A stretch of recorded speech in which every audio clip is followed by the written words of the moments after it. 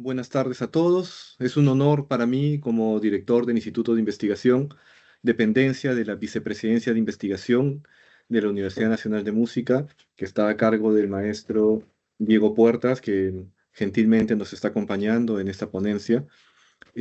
Hoy les presentaremos al distinguido profesional en el campo de la música y la investigación histórica, el maestro Antonio Gómez Sotolongo.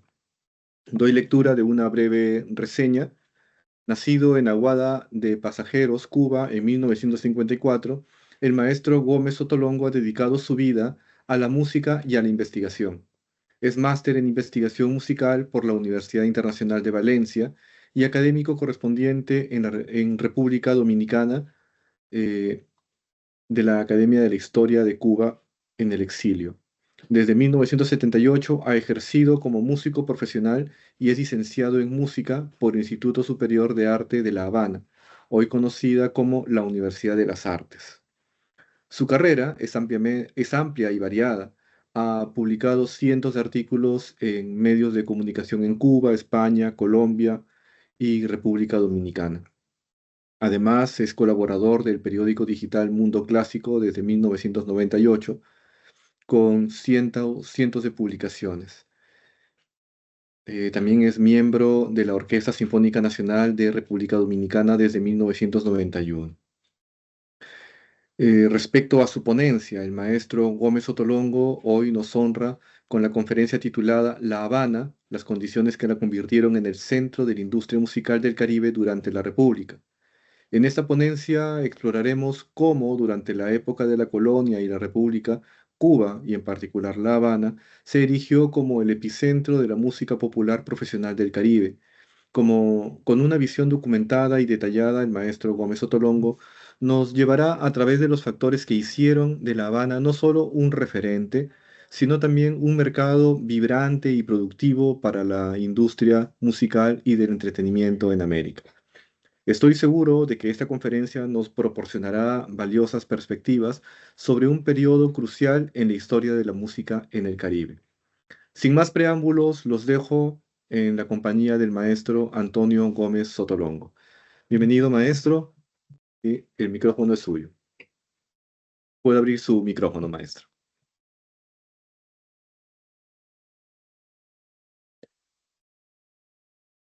Todavía está cerrado. A ver, Ok, está cerrado. Ahí está, ya abrió. ahí está. Ok. Listo, maestro. La tecnología. Ahora Muy bien. me escuchan, Sí, me muy bien, ven maestro. y ven la presentación. Correcto, maestro. Todo muy bien. Entonces todo está correcto. Muchas gracias, maestro Muy bien, Víctor, maestro. por esa presentación y sobre todo por haberme invitado y haber confiado en mí para presentar esta conferencia al público que está viéndonos del lado allá de la pantalla. Gracias a todos los que están interesados en esta conferencia y se han conectado. Sin más preámbulo, voy a comenzar. Cuba fue, durante la colonia y la república, el centro de la música popular profesional del Caribe, y La Habana fue su escaparate. Es mi intención mostrar y documentar en esta conferencia cómo se fundaron en la capital de la isla gran cantidad de teatros, academias, conservatorios de música, salas de bailes, tiendas de música, cines, cabarets, cine teatro, estaciones de radio, canales de televisión, fábricas de discos, estudios de grabaciones y más de una decena de sellos discográficos en los que se emplearon cientos de artistas y se invirtieron y produjeron millonarios capitales nacionales y extranjeros. En esta conferencia describiré algunas de las condiciones que hicieron de la capital cubana el centro de la industria musical del Caribe y la convirtieron en uno de los más productivos mercados del entretenimiento en América, en el que los commodities más preciados fueron los productos de la música popular profesional cubana.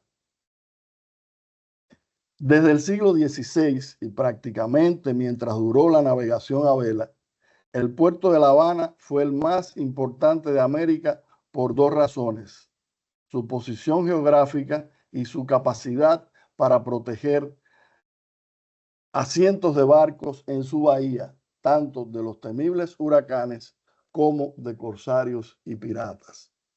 La ruta descubierta por Cristóbal Colón parte de la península ibérica, donde nace la corriente de las Canarias. Al sur de estas islas vira bruscamente al oeste y desemboca en la corriente ecuatorial del norte.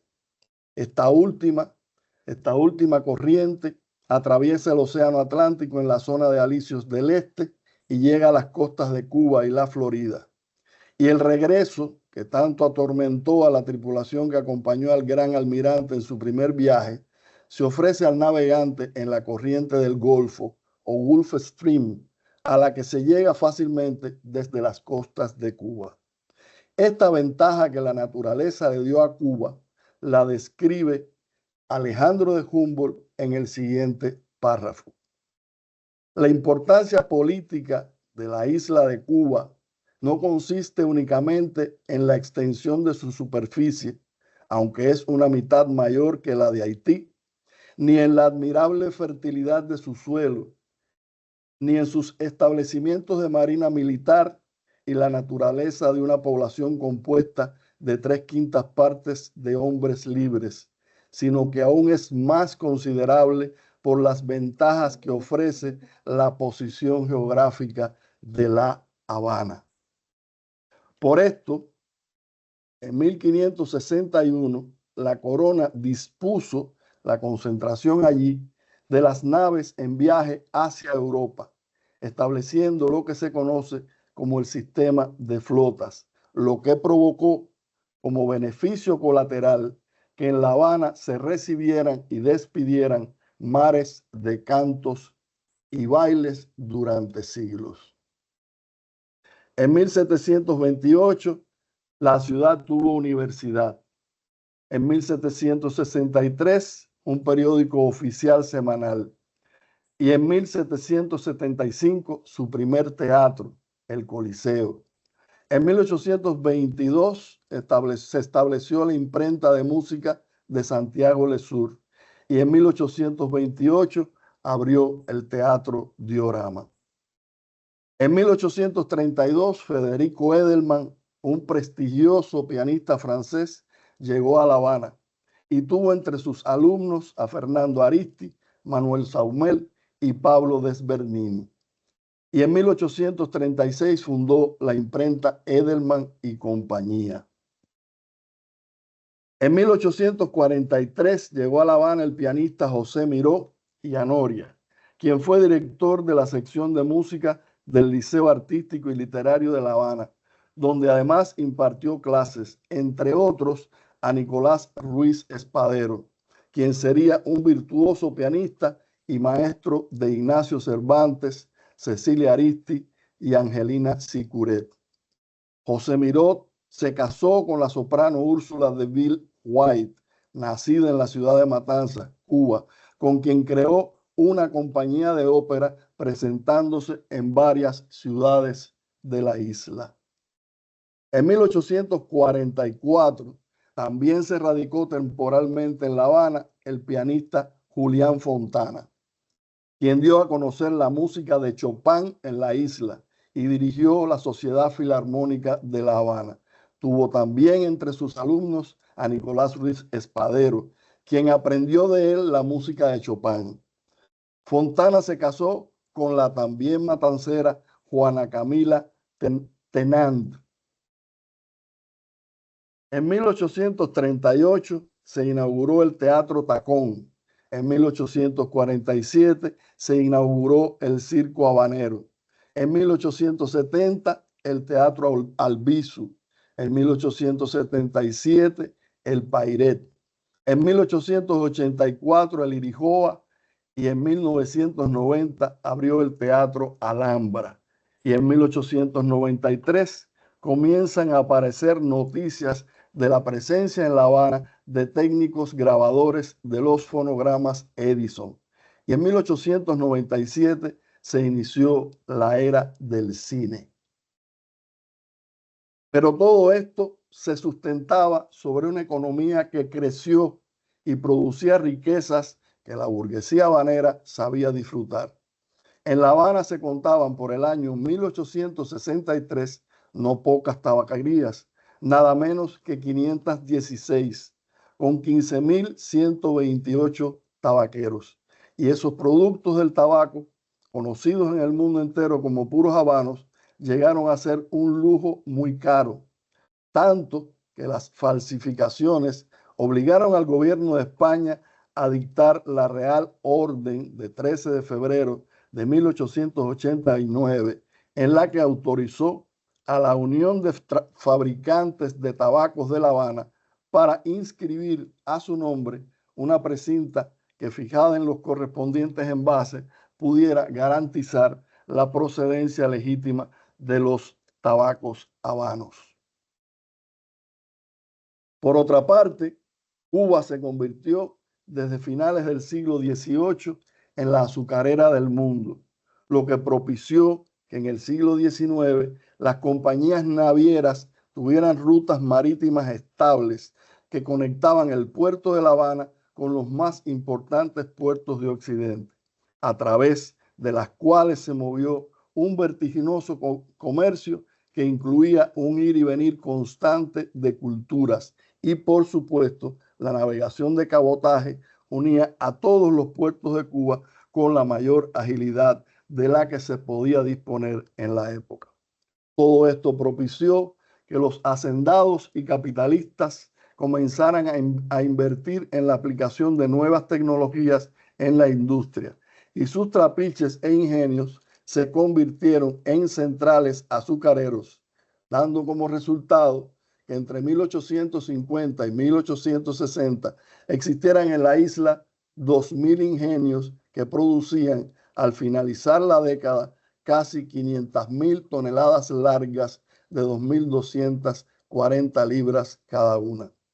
En 1890, la isla tuvo un ingenio, el Constancia, ubicado en el centro de la isla, que era capaz de producir 135.000 sacos de azúcar en una zafra, entonces la mayor del mundo.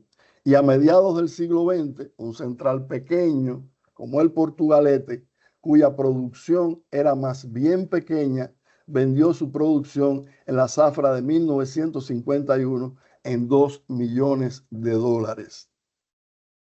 Durante el siglo XIX, mientras las colonias de América se desangraban en guerras por su independencia, Cuba levantaba su economía y sostenía un desarrollo progresivo de las artes y las ciencias en un clima de paz. Y los estudios de ciencias y humanidades eran absorbidos por los cubanos en las mejores universidades del mundo y luego vertidos en la isla. No fue el azar lo que permitió que la música cubana se posicionara en el mercado. Fueron muchos los elementos que se combinaron para permitirlo, pero en lo fundamental estuvo dado por la capacidad de aprendizaje que demostraron sus creadores y la sabiduría que tuvieron los empresarios para comercializar estos productos. Cuba logró reunir todas las condiciones necesarias para convertirse en el centro musical del Caribe, nos dice César Rondón en su muy famoso libro La historia de la salsa. Es cierto que La Habana se convirtió en el centro más importante para la cultura del país, y el resto de la isla era el campo. Fue en la capital donde se concentraron las inversiones en espectáculos de todo tipo, en el teatro, el cine, la radio, la televisión, la publicidad y la prensa. Pero todas las capitales de las antiguas provincias tuvieron teatros de primer nivel. El Milanés en Pinar del Río, el Principal y el Sauto en Matanzas, la Caridad en Santa Clara, el Principal y el Avellaneda en Camagüey, y el Oriente en Santiago de Cuba, que se inauguró con el nombre de Reina Isabel II y también le llamaron El Real. Incluso otras ciudades que durante la colonia y la república no fueron capitales provinciales tuvieron bellos, modernos y confortables teatros.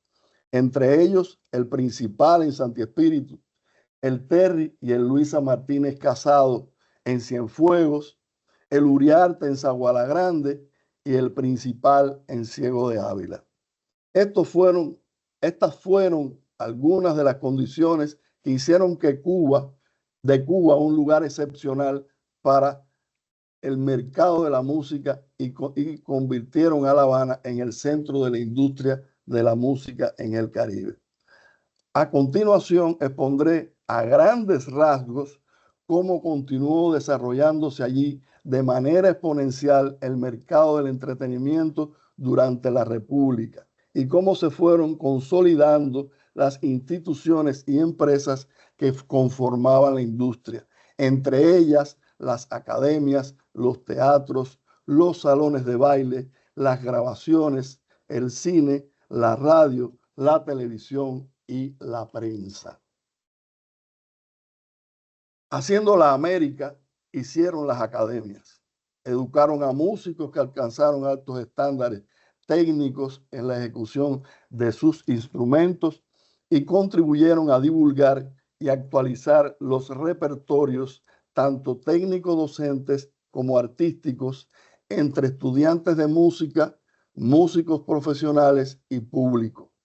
Ellos llegaban por muy diversas razones, pero después de la conquista y durante los años de colonización y después durante la República, la principal razón por la que un músico hacía la América en Cuba era porque en La Habana, Matanzas y Santiago de Cuba y eventualmente en cualquier otra ciudad de la isla podía tocar o cantar y enseñar como se enseñaba la música en los más prestigiosos centros de enseñanza de los Estados Unidos y Europa.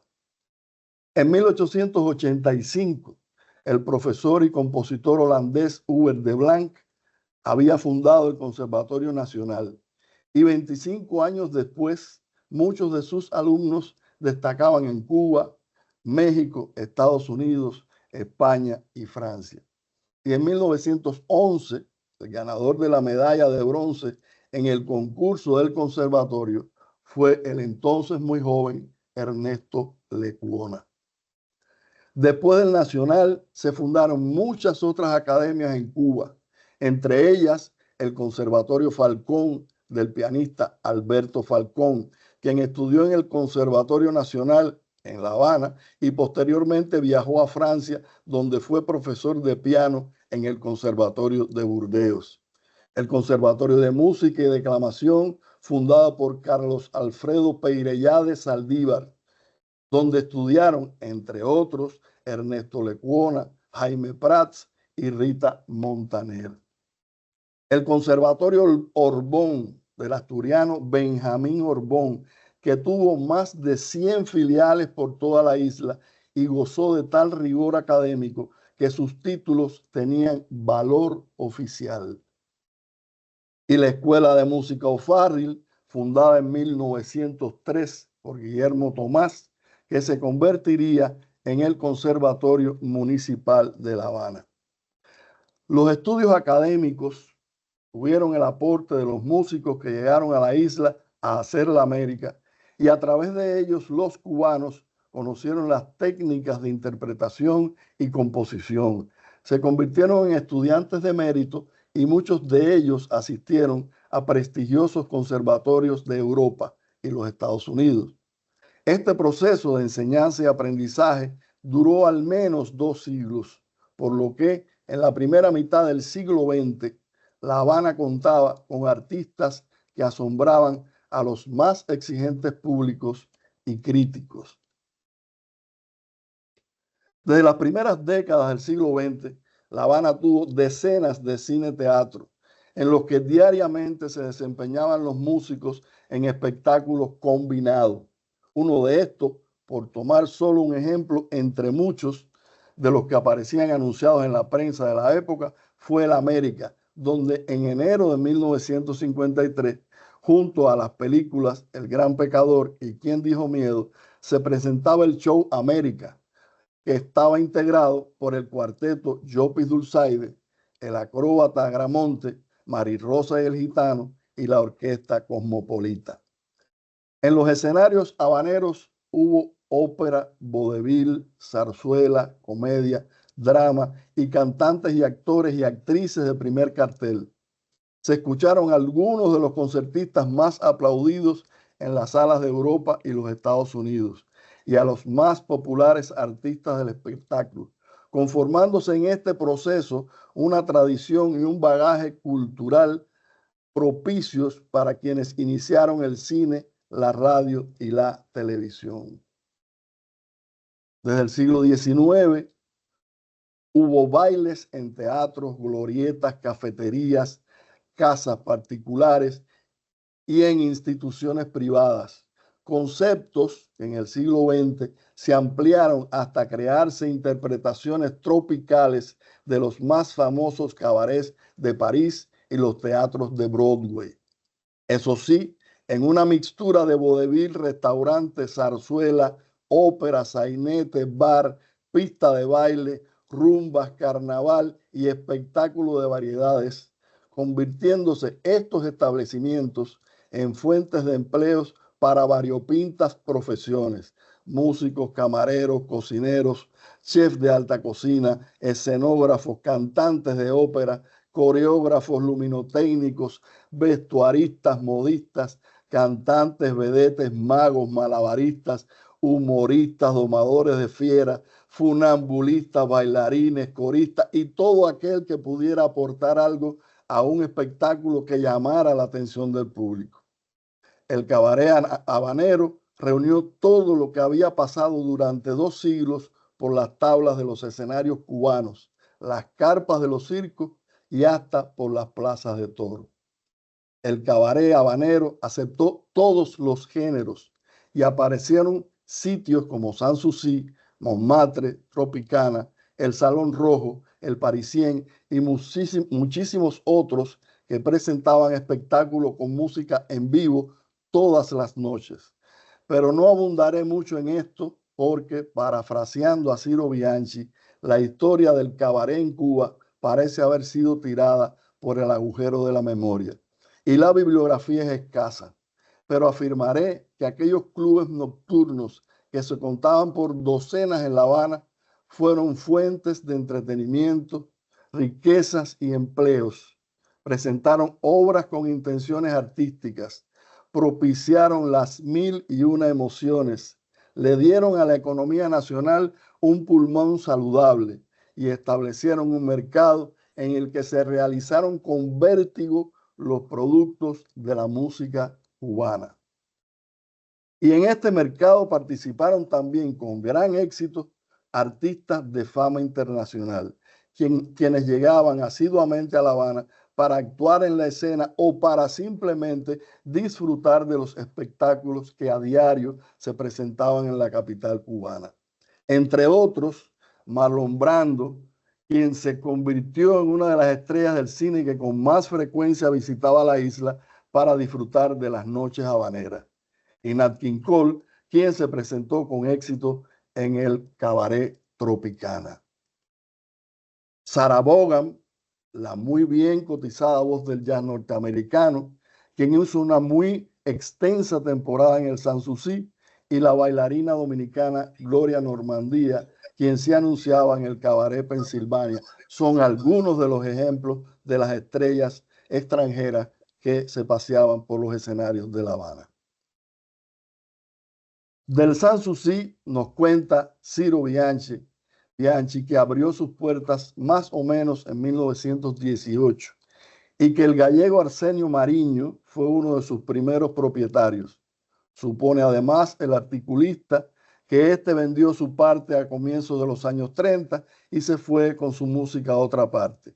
Y entre los artistas de primer cartel que se mencionan en la prensa habanera está Tommy Dorsey, el trombonista norteamericano, quien debutó por los primeros años de febrero de 1950 en Sanssouci, el elegante nightclub de La Coronela, y allí completó una brillante temporada.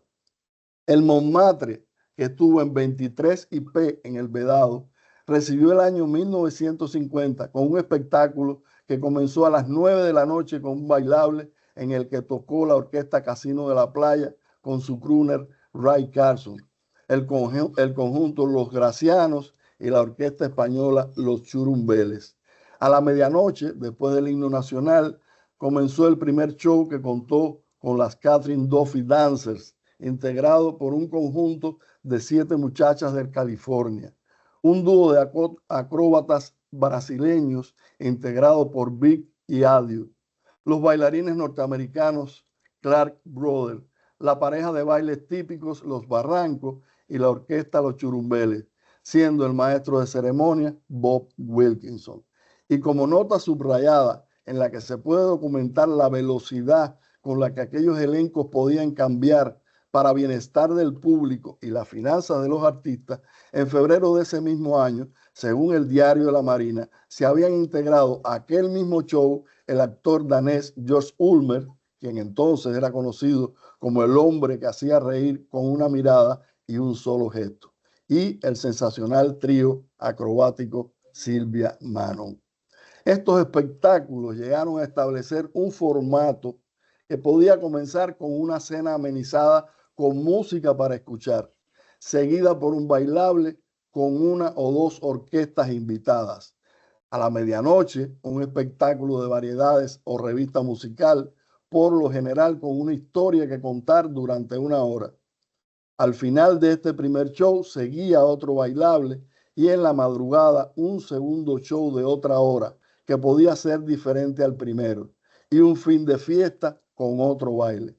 Cada uno de estos clubes nocturnos tenía una orquesta de planta para poder montar estos espectáculos, los que se repetían durante largas temporadas, por lo que el trasiego de músicos era considerable, sobre todo en los demás alcurnias como Tropicana, Montmartre o Sanssouci. No exagero si digo que la música se desbordaba por toda La Habana, porque además de todos estos salones y lugares inmaculados, lujosos y muy caros, había un sinnúmero de hoteles, restaurantes, bares, cantinas y aires libres en los que el viandante podía encontrar a módicos precios un café, una bebida refrescante o espirituosa o una comida rápida con una orquesta de primera amenizando. Si bien es cierto que la importancia de los productos de la música popular profesional cubana como motor de la feroz vida nocturna de La Habana durante la primera mitad del siglo XX no ha sido objeto de estudio para los académicos, la ficción, a veces de manera hiperrealista, sí nos la ha pintado. Entre otras, y para comprender este acápite, recomiendo, sin dudarlo, la lectura de la novela Tres Tristes Tigres de Guillermo Cabrera Infante. El 23 de enero de 1897, los habaneros asistieron por primera vez a un espectáculo de imágenes en movimiento, presentado por el francés Gabriel Antoine Beire, quien, según Arturo Agramonte, poco después filmó una película de 1 minuto que se exhibió el 7 de febrero de 1897, pasando esta a la historia de nuestra cinematografía como la primera película filmada en Cuba. Desde entonces y hasta 1930 se realizaron en Cuba más de 50 películas silentes y en 1932 se estrenó el primer corto musical cubano titulado Maracas y Bongo, el que según los créditos de la cinta fue la primera película de este género que se producía en Cuba por artistas técnicos y personal cubanos. Estuvo dirigida por Max Tosquela y tuvo las actuaciones, entre otros, de la soprano Yolanda González y el Septeto Cuba, y se interpretaron las piezas Vanidad, una criolla de Armando Valdés, Lágrimas Negras, una canción de Miguel Matamoros, La Cumbancha, una rumba de Fernando Collazo, y Maracas y Bongo, un son de Neno Grenet. En 1936 se estrenó el corto Como el Arrullo de Palmas, con música de Ernesto Lecuona y la participación de Isabel Castellanos, Enrique Mrión y la Orquesta en Sueño. Y 2 años después se estrenó El Romance del Palmar, la que por muchos años fue la película cubana de más éxito de taquilla. El cine fue un eficiente medio de difusión para la música cubana durante la República y puso un anillo en sus productos semejante al que llevaron los puros habanos en el siglo XIX. Y fue tal su rentabilidad que en 1955 la ciudad tenía 138 cines. En 1918, la Casa Humara tenía la exclusividad en la importación y distribución de los productos de la Víctor y vendía anualmente más de 10.000 máquinas parlantes. Y entre los años 1917 y 1918 colocó en el mercado un número de discos no menor de 200.000 y llegó a operar hasta 1959 con más de 5 millones de pesos al año en una red comercial con más de 300 agencias diseminadas por toda Cuba.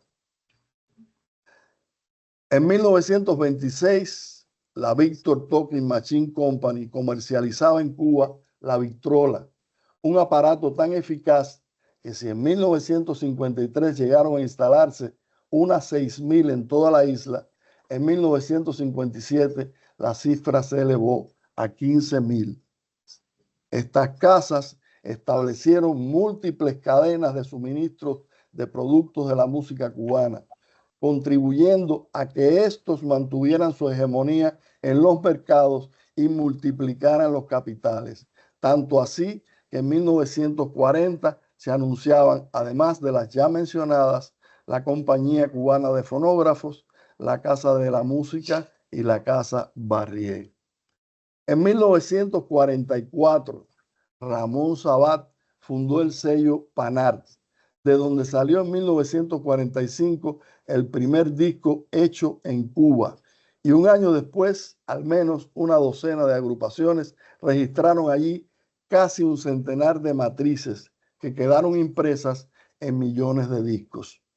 Por solo citar algunas cifras, en 1949 la Panart vendió en 3 meses 8.000 copias de la guaracha Bigote de Gato y en 1953 más de 20.000 copias de La Engañadora. En 1959 había en La Habana 2 fábricas de discos y la impresora cubana de discos y la Cuban Plastic and Record Corporation. Esas eran las 2 fábricas de discos que imprimían las matrices de una docena de sellos disqueros. El 10 de octubre de 1922, con las primeras transmisiones producidas en la isla, la radio se unió a la industria que difundía la música cubana desde La Habana. Y ya en 1933, Cuba era el 4º país con mayor cantidad de radioemisoras, con un total de 62. Muy temprano, las industrias se abrieron espacios en el dial y colocaron programas con sus nombres de marca.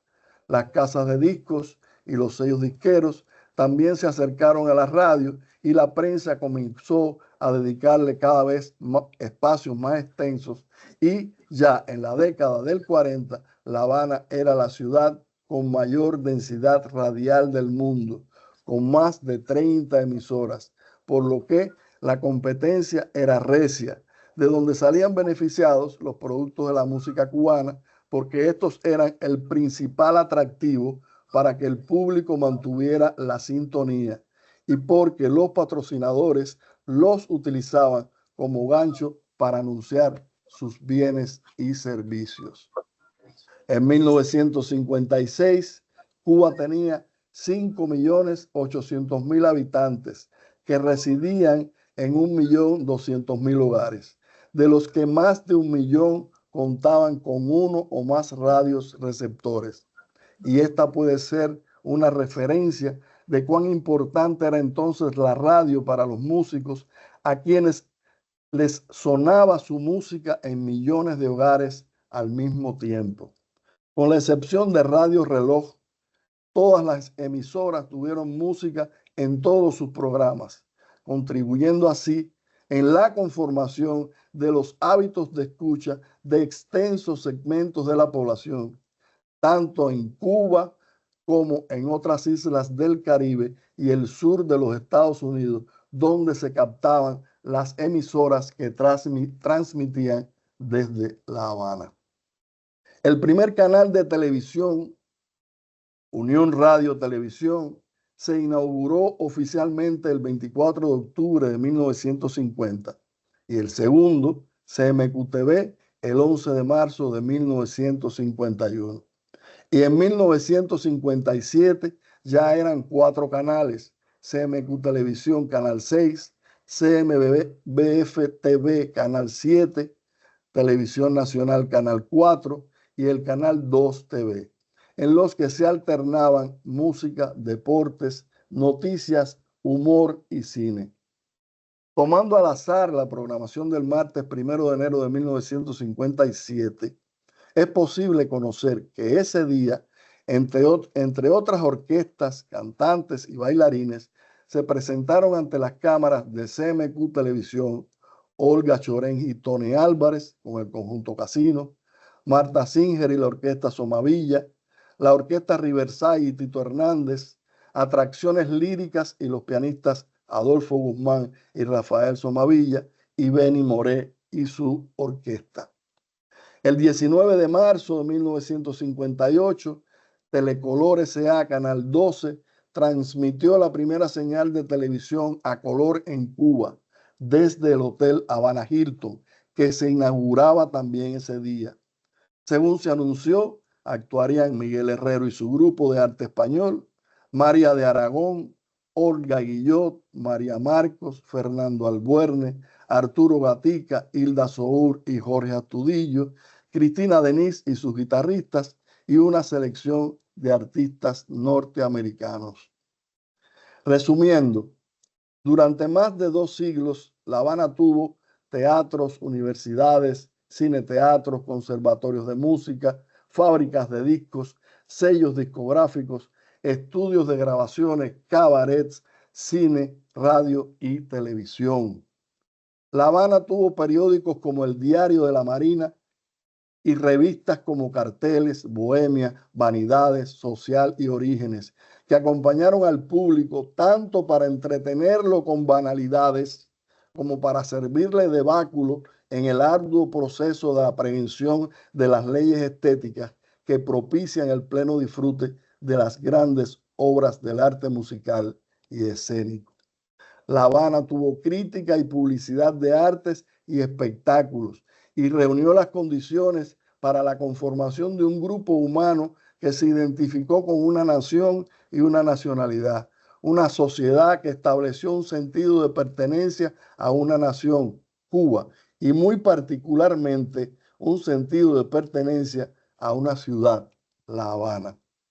Durante la República, la industria de la música en Cuba corría por las paralelas de hierro del libre mercado, la ley de la oferta y la demanda, y eran los consumidores cubanos quienes trazaban las pautas de ese mercado. Por todo esto y mucho más, La Habana se convirtió en el centro de la industria musical del Caribe durante la República y el lugar del que por muchos años salieron productos que se impusieron en el mercado del entretenimiento en los 4 puntos cardinales. Muchas gracias por escucharme.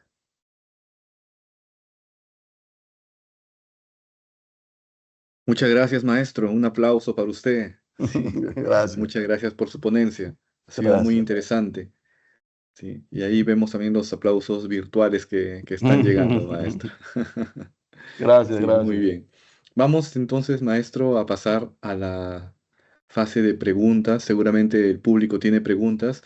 Pueden escribir sus preguntas aquí en el chat o si gustan, pueden abrir también el micrófono. Sería un gusto escuchar sus voces aquí como público. Voy leyendo la primera pregunta. Aquí nos llega una pregunta de Josué Alonso. Dice, ¿qué impacto tuvo la revolución en la industria musical cubana? Supuse que esa pregunta me la iban a hacer, pero no que iba a ser la primera. Eh, bueno, lo primero que le quiero responder es que esa pregunta, la respuesta a esa pregunta, se sale del contenido de esta conferencia. Eso es de otra conferencia. Sin embargo, no voy a evadir darle una respuesta. El impacto que tuvo la Revolución Cubana fue abrumador, porque la llamada Revolución Cubana abolió la propiedad privada sobre los medios de producción, lo cual produjo que desapareciera el libre mercado y se descapitalizaran las empresas, hubo un expolio gigantesco de todas las empresas, no solamente las que intervenían en la música, todas esas empresas que yo les comenté, los teatros, la radio, el cine, la televisión, los salones de baile, todo eso fue expoliado. Es decir, fue quitado a sus dueños y fue pasado a manos del Estado, que por supuesto no tuvo nunca capacidad para producir lo que el mercado internacional necesitaba y demandaba de la música cubana, que había sido lo que se había sembrado durante más de 200 años. Eso quedó cortado, quedó trunco al abolirse la propiedad privada en Cuba. Y si quiere una respuesta mayor, vamos a pedirle al maestro Víctor Hugo que programe otra conferencia para eso. Será un gusto, maestro. Muchas gracias por su respuesta. Muy bien. Yo voy a hacer una pregunta. A lo mejor alguien más del público desea ir escribiendo su pregunta o se prepara. Eh, Maestro, usted ha mencionado el rol tan relevante de las instituciones. Hemos visto que realmente es impresionante ese desarrollo cultural, ese desarrollo institucional que hubo durante tantas décadas en Cuba.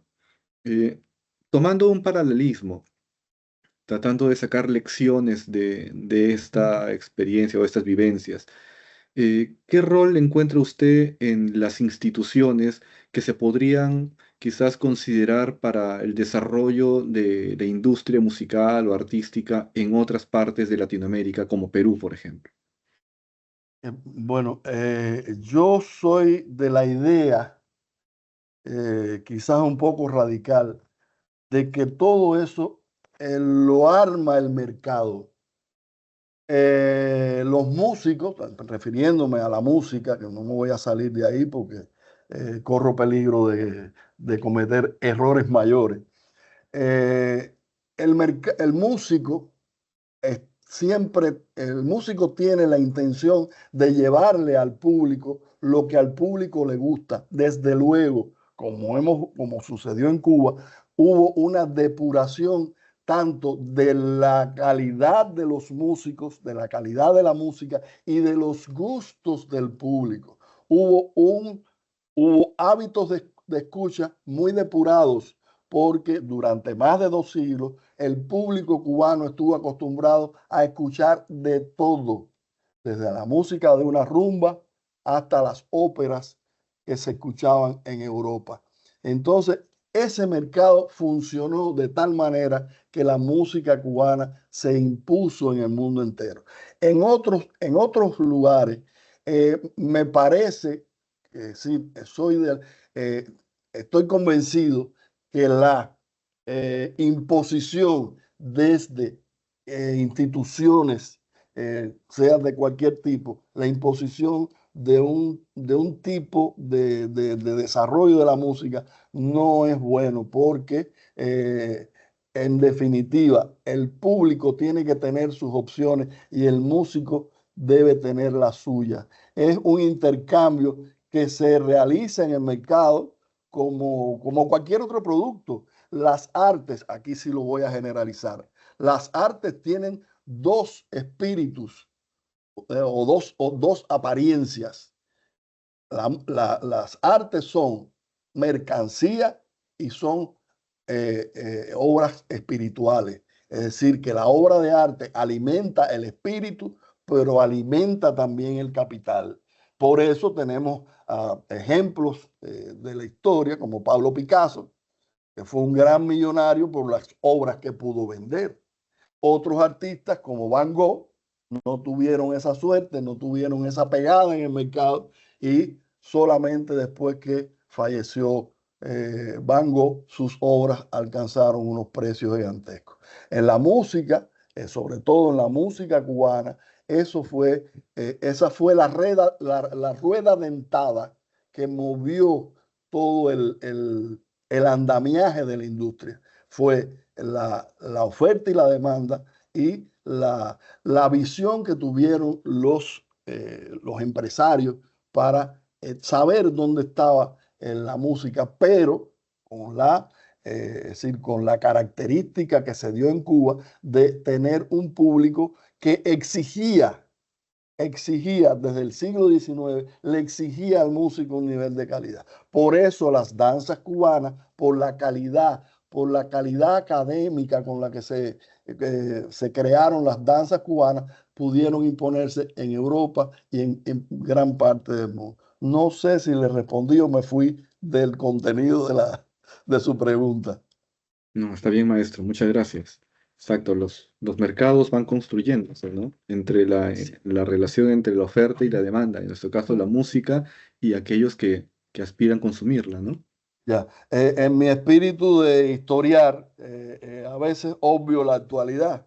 En la actualidad las cosas no funcionan en el mercado, Ujú. porque se han metido, hay interferencia en los mercados, hay interferencias ideológicas, hay interferencias de los mercados mismos, y los hábitos de escucha que tienen las nuevas generaciones son muy malos.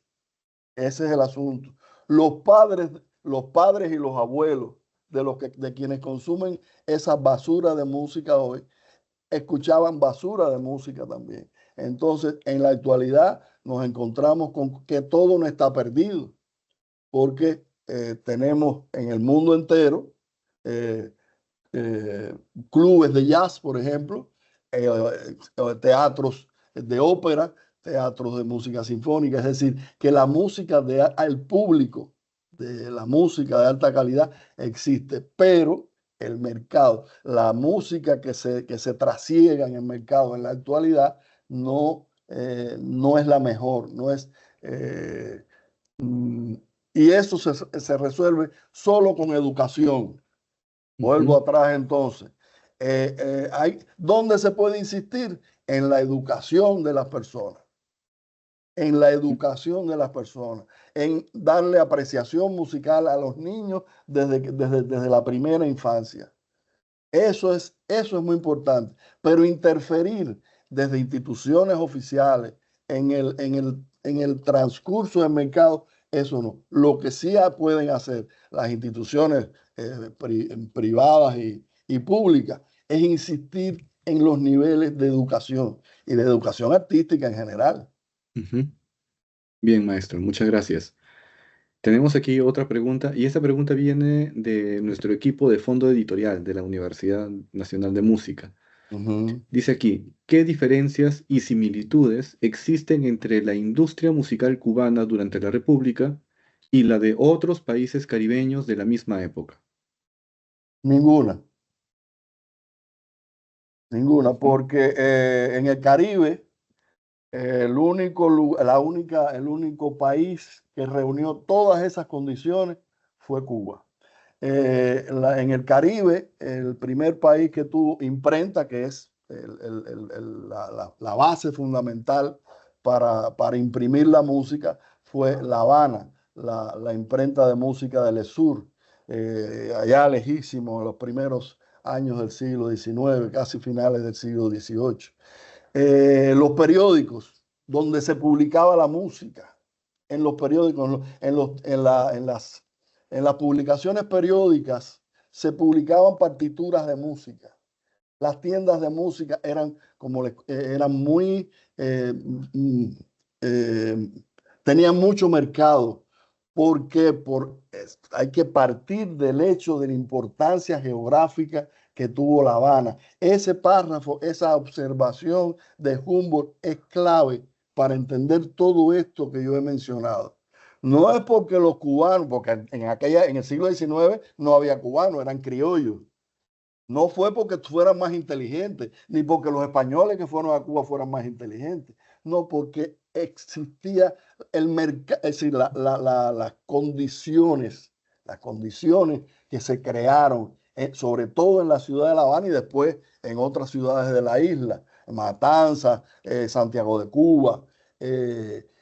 Se crearon esas condiciones, no tuvieron la posibilidad otras islas del Caribe. Hay que ir a México para encontrar entonces un competidor. Pero ¿qué hace México? Absorbe también la música cubana y, por ejemplo, en el caso del danzón, se apropia del danzón. Y hoy en día se toca más danzón en los parques de México que en Cuba. Así, la respuesta mía puede ser muy radical, pero no hubo otro lugar en el Caribe. En la República Dominicana, hoy en día, hacer una investigación sobre música del siglo XIX se hace muy difícil porque no hay fuentes. No hay fuentes ni bibliográficas, no hay partituras del siglo XIX, hay muy pocas partituras y algunas que se han rescatado, pero por tradición oral. Si la partitura en vivo no existe porque no hubo imprenta. En Puerto Rico un poco más, pero Puerto Rico absorbió también la música cubana. Ahí Peter Manuel tiene varios artículos donde él fundamenta cómo los compositores puertorriqueños se apropiaron de las danzas cubanas, que eso no es ni malo ni bueno. Eso no es ni malo ni bueno. Los cubanos se apropiaron de las sinfonías y en Cuba se hacen sinfonías y etcétera, otro tipo de formas musicales. Pero así, tajantemente, en el Caribe, por eso todo lo que fundamento esta conferencia es mi fundamentación de por qué La Habana se convirtió en el centro de la industria musical del Caribe. Esa cita que yo hago de Rondón, que aparece en el libro de la historia de la salsa, desde que yo lo leí por primera vez hace muchos años, me llamó mucho la atención, porque es una gran verdad, pero que él no la documenta. Entre otras cosas, yo me propuse en esta investigación documentar esa afirmación, que La Habana tuvo todo lo necesario para convertirse en el centro de la industria musical. Así que a su pregunta, la respuesta es no. No hubo otro lugar en el Caribe. Habría que ir, bueno, habría que ir a México, pero no al Caribe, no al Caribe mexicano, que es Veracruz y Yucatán.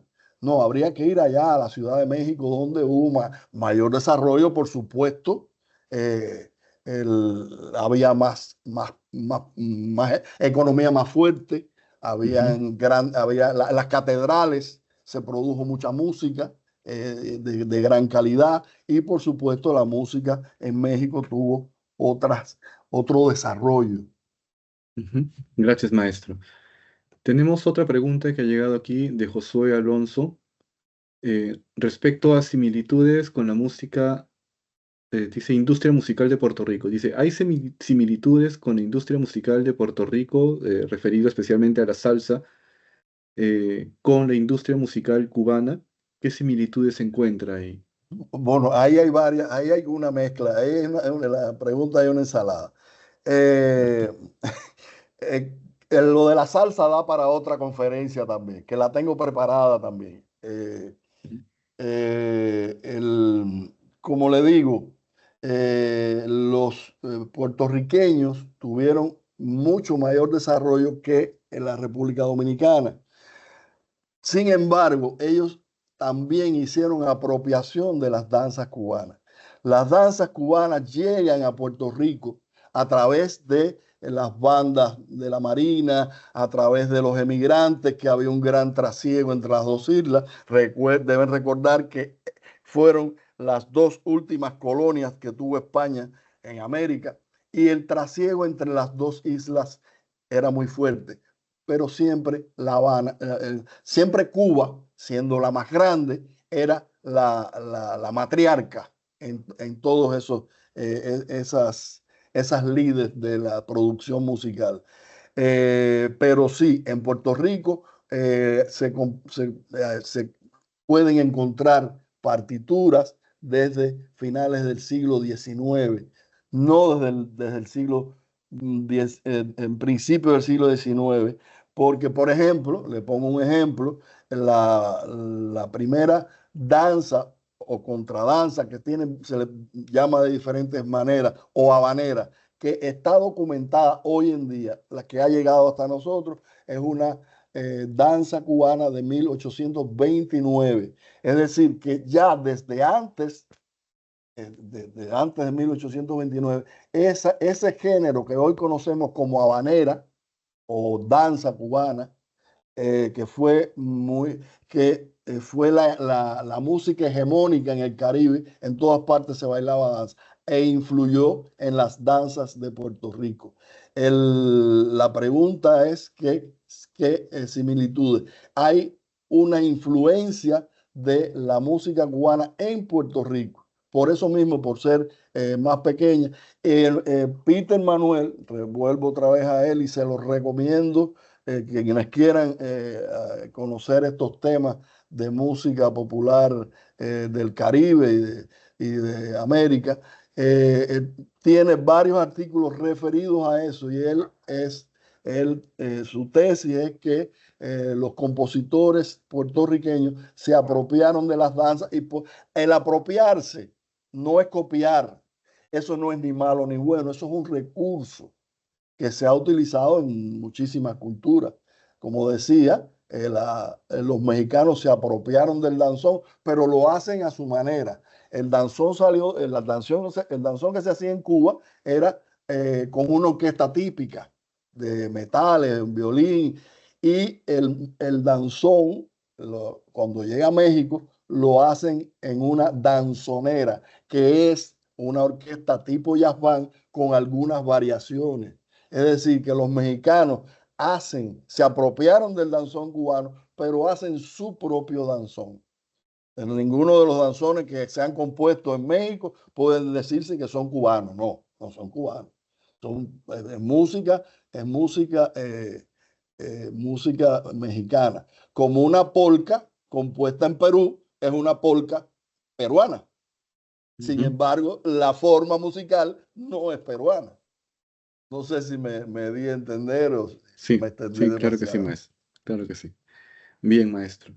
Gracias por su respuesta y ahora invito si alguien desea abrir su micrófono y hacer alguna pregunta directamente a micrófono abierto.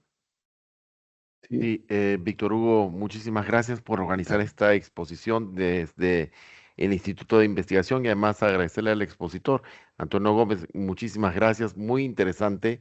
Realmente me ha conmovido muchísimo la cantidad de industria, la cantidad de espacios que tenían además para música, la cantidad de teatros y incluso me emocioné cuando vi la foto de Libertad Lamarque. Tengo un amigo que es muy fan de Libertad Lamarque y sí, pues recordaba de que él siempre me decía que ella había estado allá varias veces, desde grabando hasta actuando en diferentes teatros, ¿no? Lo que es impresionante además es cómo la música cubana se ha posesionado en el largo del tiempo porque podría haberse ablandado un poco con tanto extranjero que tenían que iban y venían, ya que geográficamente, como usted también mencionó, estaba muy bien posesionada, pero sin embargo el sello, no solo de la música, sino además de los bailes en Cuba, se ha mantenido por la cantidad de tiempo, tanto así que cada vez que escuchamos algo podemos indicar fácilmente o rápidamente de que es música cubana. Entonces, me gustaría preguntarle, ¿qué cree usted o cuáles cree usted que son esos elementos que han permanecido o hecho que permanezca este sello artístico cubano? Pues así, a grandes rasgos, es son los patrones rítmicos de la música que se le llaman a algunos autores y le llaman afrocubana. Esos patrones, cuando se incorporan a determinadas composiciones musicales, determinadas piezas musicales, le dan ese aire de música procedente de Cuba. Sin embargo, les repito, la música hecha en ese estilo ya no es, fuera de Cuba, ya no es cubana, porque les repito, la música es como los hijos de donde nacen. Eh, y bueno, pueden tener después por los padres, qué sé yo, pero sí, y ahí me voy a referir, saliéndome ya del tema de esta conferencia, la salsa no es música cubana. La salsa es un tipo de música basada en los patrones de la música cubana y, como dije también, esto es tema de otra conferencia, no voy a abundar mucho, pero fundamentalmente son los patrones de algunos géneros fundamentalmente. Voy a mencionar tres: los patrones del mambo, del son y la rumba.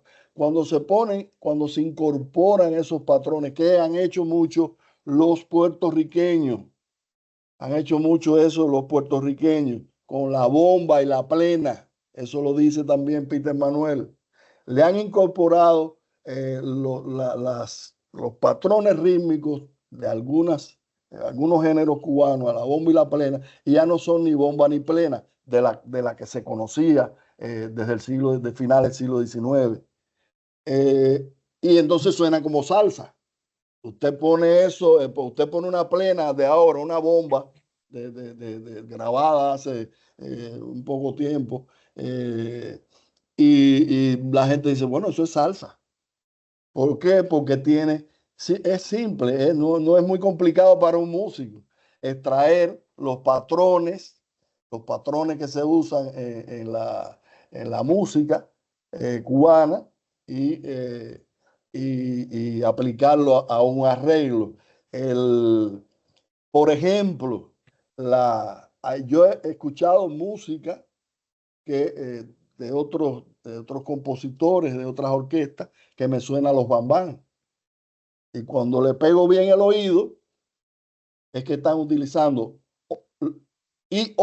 los timbres que usan los bambán, los patrones rítmicos que usan los bambán, sean de piezas de Juan Formel o del compositor que sea. Pero esa me parece a mí, es mi opinión, que la música, cualquier música que se le aplique en los patrones, usted hace una pieza en 3x4 con aires de baile y va a ser muy parecido a un vals. Por eso en América tenemos muchos valses que son piezas en 3x4 que no son vieneses, pero tienen los patrones rítmicos de ese género musical. Por ejemplo, el vals. En América tenemos varios tipos de valses. Muchas gracias. ¿Respondí su Muy pregunta? bien. ¿Respondí su pregunta? Ampliamente. Gracias. Muy bien, maestro. Muy bien. Gracias a todos. Hemos llegado al final de esta conferencia. Veo la mano del señor René Izquierdo levantada. A ver, vamos a darle la palabra para cerrar también. ¿Tiene la izquierda o la derecha? ¿Cuál mano levantó? A ver, por los pulgares, ¿qué parece? La mano, parece la mano derecha. A ver, adelante. Sí, señor René Izquierdo. Ok, ¿se me escucha? Sí, Sí, se le escucha, sí. perfecto. Muy bien, bueno, pues primero que todo saludar al maestro Antonio, que ha desarrollado una conferencia excelente, con una Gracias. información sólida y bien fundamentada. Gracias. Y me alegro muchísimo de poderme haber unido a esta conferencia. Orgullo de gozar de su amistad. Gracias, René, gracias. Eso tú lo dices porque me quieres mucho. Yo te quiero mucho, pero lo digo con razón. Oye, me gustaría porque es bien conocido que los tres centros musicales más fuertes, más fundamentales en las Américas, en el hemisferio occidental, es la música cubana, en primer lugar, que en el caso de tu conferencia está muy bien fundamentado, pero la música brasileña y la música de Estados Unidos con el jazz y el rock. Ajá. Bueno, Pero pues... hay mucha influencia de la música cubana en el jazz, así como también ha habido influencias muy importantes del jazz en la música cubana. Me gustaría que ese intercambio lo desarrollaras un poquito, hablaras un poquito de eso. Sí, bueno, eso habría que empezar por Luis Morogo Chak, un pianista que estuvo durante mucho tiempo y viajó muchas veces a Cuba y compuso un gran pianista de concierto, que quedó muy impresionado con la música cubana, con las danzas, sobre todo con los patrones rítmicos de la habanera y con el llamado cinquillo cubano del cocoyé. Incluso Luis Morogo Char tiene una pieza para piano, una gran pieza para piano que se toca junto con las obras de Liszt, y es una obra con los patrones rítmicos del cocoyé y de la habanera. Todo esto fue influyendo de un lado a otro. También la distancia era muy corta. Después con la radio, las transmisiones de la radio cubana llegaban a las costas del sur de los Estados Unidos, y todo eso fue conformando un intercambio y una interinfluencia. Pero yo diría que hay más influencia es decir, hay más influencia de la música cubana en el jazz, y del jazz latino ni hablar. Paquito de Rivera dice que no hay jazz latino, es jazz cubano. Pero bueno, esa es su opinión. Con la música brasileña, también la música cubana influyó en algunos géneros de la música. ¿Qué pasa con Brasil? Que son muchos habitantes, son muchas regiones y hay muchísimos géneros musicales. Hay regiones de Brasil donde se toca la música de ese lugar, nada más. Son como países, y se toca esa música en esa región porque es un país muy grande y con muchos habitantes. Bueno, creo que el doctor Víctor Hugo ya debe estarnos apagando las luces, porque ya nos pasamos 10 minutos. Sí, tenemos unos minutos extra, así que solamente para cerrar, no quisiera dejar sin participar a uno de los asistentes, y con él terminamos. El señor Edmundo Pina, dice aquí, el señor Edmundo Pina. ¿Sí? Sí, adelante, señor Edmundo. ¿Su micrófono está cerrado?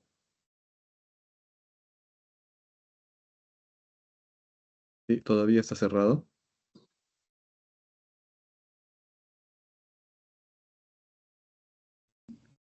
Ok, ahora sí. Sí, ahora sí. Okay.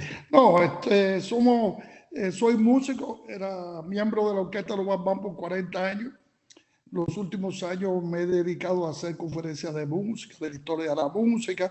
Comparto muchas ideas con Tony, de algunas informaciones me son muy importantes, su opinión.